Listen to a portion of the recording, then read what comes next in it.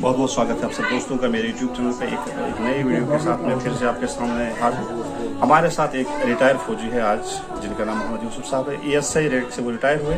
मुश्किलात में उन्होंने अपने आप को डाला, किस तरह से उन्होंने नौकरी हासिल की और उसके बाद ASI के रैंक से तक जाना उस समय बहुत ज़्यादा मुश्किल था। हालांकि क्वालिफिकेशन भी इतनी ज़्यादा नहीं थी, मैट्रिक पास थे, लेकिन अपनी जमात में अपनी बैच में अव्वल आने पे उन्होंने रेडियो ऑपरेटर का क्वालिफाई किया, प्रमोशन ली और उसके बाद आज हमारे साथ जुड़े हैं खास मुलाकात में। तो आइए मिलते हैं यूसुफ साहब से। जनाब, आपका बहुत बहुत स्वागत है यूसुफ साहब आपका हमारे चैनल पे। आपका भी बहुत बहुत स्वागत है सर। आपने जैसा कि हम जानते हैं आपके बारे में, आपने फौज ज्वाइन की थी किस सन में, किस साल में आपने जो है फौज को ज्वाइन किया था? मैंने फौज जो है 1979 मई में ज्वाइन की थी जी। उस समय के हालात के बारे में बताइए। इस समय जो इतना बड़ा रुझान नहीं था, इतना बड़ा वो एक कहते हैं कि फौज में जाने का इतना बड़ा रिवाज नहीं था, तो आप किस तरह से, किसने आपको जी गाइड किया कि फौज में ही जाना चाहिए? क्या कोई और डिपार्टमेंट आपके लिए अवेलेबल नहीं थे या आपका जो है बचपन से ही शौक था आपको फौज ज्वाइन करने का? नहीं, मुझे कम से कम 3-4 डिपार्टमेंट में एक बार आगरा गया था। अच्छा।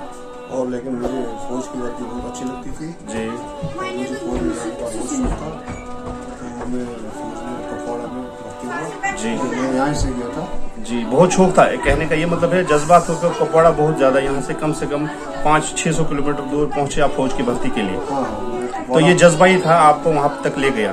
तो फौज की वर्दी आपको अच्छी लगती थी। जब आप फौज में गए तो क्या आपके सारे सपने वो पूरे हो गए या आपने समझा कि कहीं और कमी रह गई? नहीं, मुझे फौज में जाने का बाद जो है मुझे 3-4 ऑर्डर मिले। पुलिस में भी ऑर्डर मिला मुझे। अच्छा। फॉरेस्ट गार्ड में भी मुझे ऑर्डर मिला जी। फायर सर्विस में भी मुझे ऑर्डर मिला। लेकिन मुझे फौज बहुत पसंद थी और मुझे बड़ा लगन था और फौज वाले जो हमारे साथ बहुत प्यार करते थे। जी जी जी। तो मैं कम से कम सिपाही 6 साल रहा जी। फिर मैंने जो डायरेक्ट एंट्री जो है जिसमें रेडियो ऑपरेटर में एग्ज़ाम दिया जी। एग्ज़ाम क्वालिफाई करके उसके बाद मैं कम्युनिकेशन में ESI RO तक पहुंच गया। फिर कुछ प्रॉब्लम की वजह से मैंने वॉलंटियर रिटायरमेंट 5 में जी। तो मैं अपने घर में हूँ। तो इस दौरान सर आप कहाँ रहे? जैसे आपने 1979 से लेकर 2005 तक जो है बड़ी अच्छी खासी सर्विस की। तो इस दौरान आप कहाँ रहे? JNK से बाहर भी रहे या JNK में ही आपकी जो मैं पहली पोस्टिंग मेरी कपवाड़ा में थी जी। उसके बाद जो है हर्षपुरा में हम चले गए। उसके बाद जो है हम क्या कहते हैं न्यूरो बेस भी गए। अच्छा, JNK में रहे। और JNK से बाहर कहाँ रहे आप? पंजाब में भी ISDT में रहे जी। और उसके बाद में जो है हम दिल्ली में भी कुछ दिन रहे और त्रिपुरा में रहे। बाद में त्रिपुरा से हम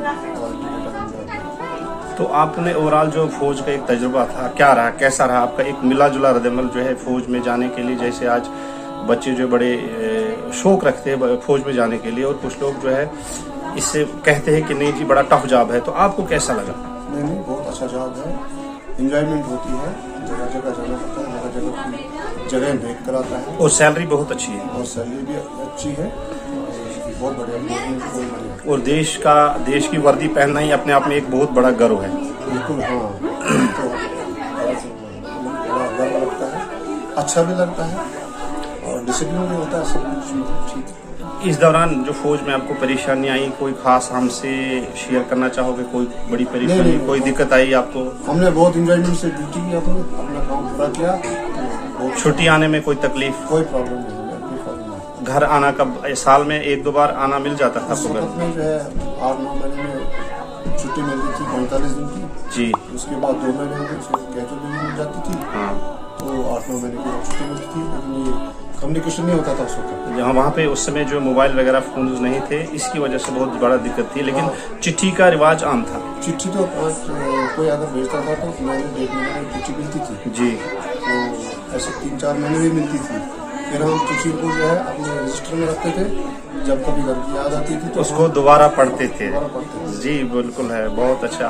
बहुत अच्छा। इस दौरान आपने जो है बाहर के लोगों और JNK के लोगों में क्या फ़र्क पाया? आपने जैसे JNK में अपने ड्यूटी किया और बाहर, तो इस कल्चर को किस तरह से आपने जो है मीट आउट किया? नहीं, हर जगह ऑल इंडिया में जितने भी जो मिले अच्छे लोग, सभी अच्छे लोग, JNK में ऑल इंडिया लोग, ऑल इंडिया में जितने भी लोग मिले सभी अच्छे थे और व्यवहार भी अच्छा था, रहन सहन भी अच्छा था, सब कुछ अच्छा के साथ कोई बड़ी घटना, कोई मतलब शूट आउट में कभी ऐसे कोई पेश आया, कोई हादसा? नहीं, तो जैसे घर में क्रॉस फायरिंग या ऐसा कुछ जो फौज में मामूल की बात है ये? नहीं, कोई घटना नहीं। हमारा जो है अच्छा मतलब रहा फौज में, अच्छे हम रहे और अच्छे हमारे ताल्लुकात रहे, अच्छा रहा हमारा कम्युनिकेशन हर रैंक से रहा।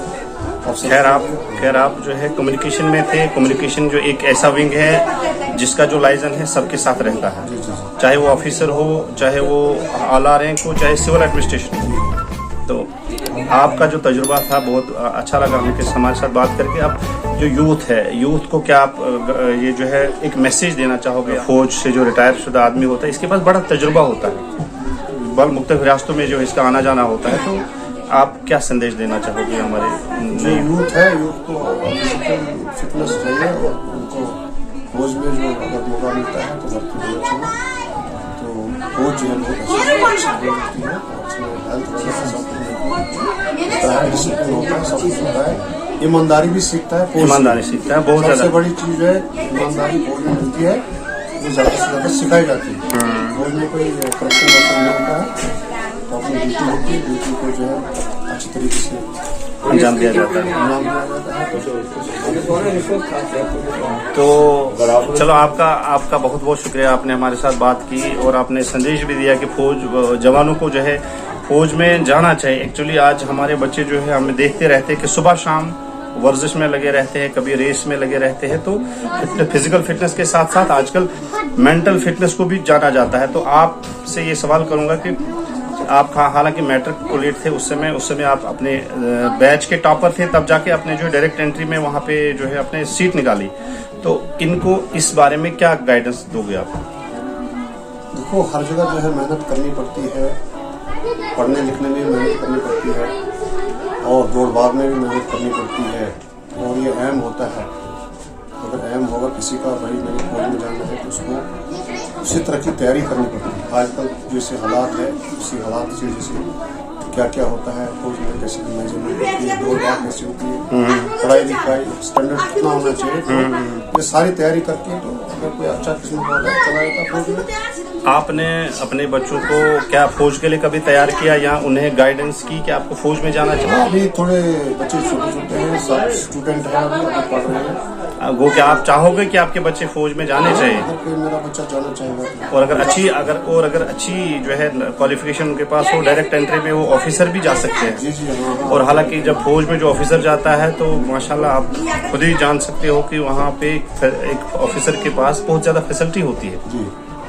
तो इसके अलावा आप कोई जिंदगी को कोई तलख तजुर्बात आपके साथ हुआ हो तो आप हमारे साथ शेयर करना चाहोगे, या कोई नसीहत ऐसी कोई जो ऐसी सीख जो जिंदगी में आपने कहीं तजुर्बा किया हो, चाहे आपने फौज में किया हो या आपने अपनी सिविल लाइफ में किया हो, जिससे हमारे शायकीन जो है कुछ सबक हासिल कर सके? सबसे जो बड़ी चीज है ईमानदारी। जिसके पास ईमानदारी उसके पास सब कुछ है। बस ये तय करना चाहूँगा, तो इसके अलावा इंशाल्लाह कोई बात नहीं। माशाल्लाह। आप एज कितनी है आजाद की? मेरी एज अभी 65 है। तो कितने साल जो है अब लगभग आप 2005 में रिटायर है? मुझे 17 साल हो गए। तो आप संतुष्ट हैं यहाँ की लाइफ से? हाँ, मैं खुश हूँ। कितना बड़ा फर्क रहा जो आपने वो फौज की लाइफ से और सिविल लाइफ में स्विच होने में, क्या आपको प्रॉब्लम हुई एडजस्ट होने में, या यहाँ के जो आपके सुबह का शेड्यूल वहाँ पे था वो अलग था, यहाँ पे अलग था, तो उस डिसिप्लिन को मेंटेन करने में आपको कोई दिक्कत परेशानी या आप ढल गए इसके साथ? नहीं, मुझे जो है वहाँ भी ऐसे था और यहाँ भी ऐसे ही है। अच्छा, वो डिसिप्लिन आपने मेंटेन किया हुआ है? जी जी जी। अभी भी सुबह उसी टाइम से उठता हूँ, मैं नहाता भी हूँ, ब्रेकफास्ट करता हूँ, खाना भी उस टाइप का मुझे चाहिए। जी जी। और हेल्थ अल्लाह ने ठीक रखी है, अपनी प्रेयर वगैरह भी करते हैं और थोड़ी क्या रनिंग भी करते हैं। आप आज भी रनिंग करते हो? देखो, ये हमारे जवानों के लिए बहुत बड़ा संदेश है कि हमारे फौजी साहब जो एसआई रिटायर हुए आज भी 65 साल की उम्र में जो है फिजिकल एक्सरसाइज करते हैं, तभी जाके इतने फिट है।